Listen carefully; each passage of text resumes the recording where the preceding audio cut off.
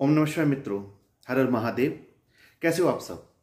आप में से बहुत सारे लोगों ने मुझसे एक सवाल कॉमन किया है, उसके ऊपर मैं आज ये वीडियो बना रहा हूँ। और वो सवाल है कि गुरुजी ये बताइए कि कर्जा उतारने के लिए क्या उपाय किया जाए। यानी कि हम बहुत कर्जे में आ चुके हैं, हमारी बहुत देनदारी है, तो हम कैसे कर्जा उतारें। दोस्तों, कर्जा जो होता है व्यक्ति के ऊपर, वो कामकाज की वजह से भी होता है, किसी तकलीफ की वजह से भी व्यक्ति कर्जा दे देता है। सबको पता ही है इस बारे में। अब बात ये आती है कि जब कर्जा ले लिया जाता है तो उसके बाद जब देने की बारी आती है तो ऐसे बहुत सारी चीज़ें सामने आके खड़ी हो जाती हैं कि पैसा निकल ही नहीं पाता। जो पैसा कर्जे के लिए निकालना होता है वो किसी और चीज़ में चला जाता है। तो मैं यहाँ पर आपको एक बहुत बेहतरीन उपाय बताऊंगा जो कि कुछ ही समय में आपके कर्जे को निकालने के लिए आपकी सहायता करने लग जाएगा। देखिए, कर्जा तो आप निकालोगे, पैसा लिया है तो पैसा दे के ही कर्जा निपटेगा, लेकिन उपाय आपकी मदद करेगा जिसकी वजह से आप पैसे को इकट्ठा कर पाओगे और जिसका है उसको दे पाओगे। उपाय का इतना ही काम होता है। तो सबसे पहले मैं आपको कुछ टिप्स देना चाहता हूं, फिर मैं आपको उपाय दूंगा। तो टिप्स क्या है? सबसे पहले ये देख लीजिए कि यदि आपको किसी से कर्जा लेना पड़ जाए तो हरगिज जानकर भी किसी से मंगलवार के दिन कर्जा मत लेना। जी हां, मंगलवार के दिन किसी से कर्जा बिल्कुल मत लेना।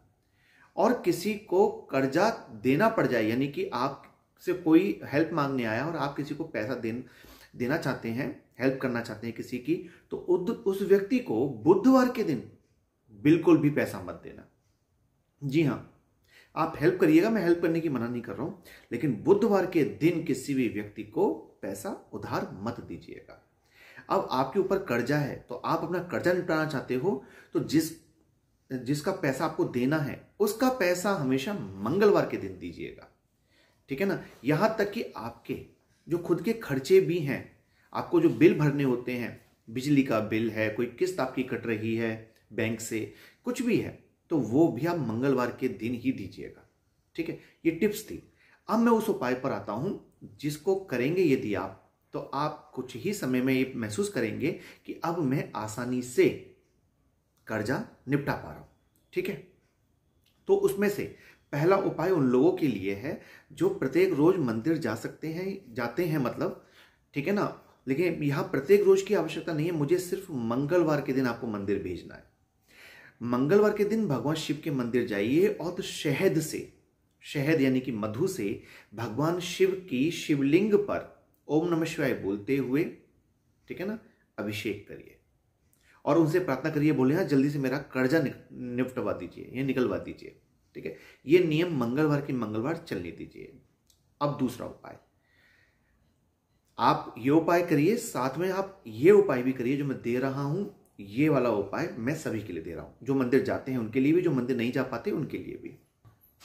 आप सुबह जब भी भोजन करने के लिए बैठते हैं तो भोजन शुरू करने से पहले, जी हाँ, चाहे आपका टिफिन आता हो, चाहे आप अपने ऑफिस में करते हो, चाहे अपनी जॉब पर आप लंच करते हो, चाहे आप अपने घर में रह करके खाना खाते हो, आपको ये नियम बना लेना है कि जब भी आप सुबह का भोजन करेंगे तो उसमें जो पहली रोटी, आप कोई खाना खाएंगे नहीं, स्टार्ट नहीं करेंगे, उसमें से जो पहली रोटी होगी उस रोटी को आप अलग से निकाल दीजिए। रोटी नहीं है, चावल इत्यादि है, तो पहला ग्रास निकाल दीजिए अलग, गौ माता के लिए। जी हाँ, आपके घर में कितनी भी गौ माता के लिए रोटी निकलती हो, लेकिन आप अपनी थाली में से सुबह का जब भोजन कर रहे हो उसमें से पहली रोटी, पहला निवाला, ठीक है ना, वो आप गौ माता के निमित्त निकाल दीजिए अलग।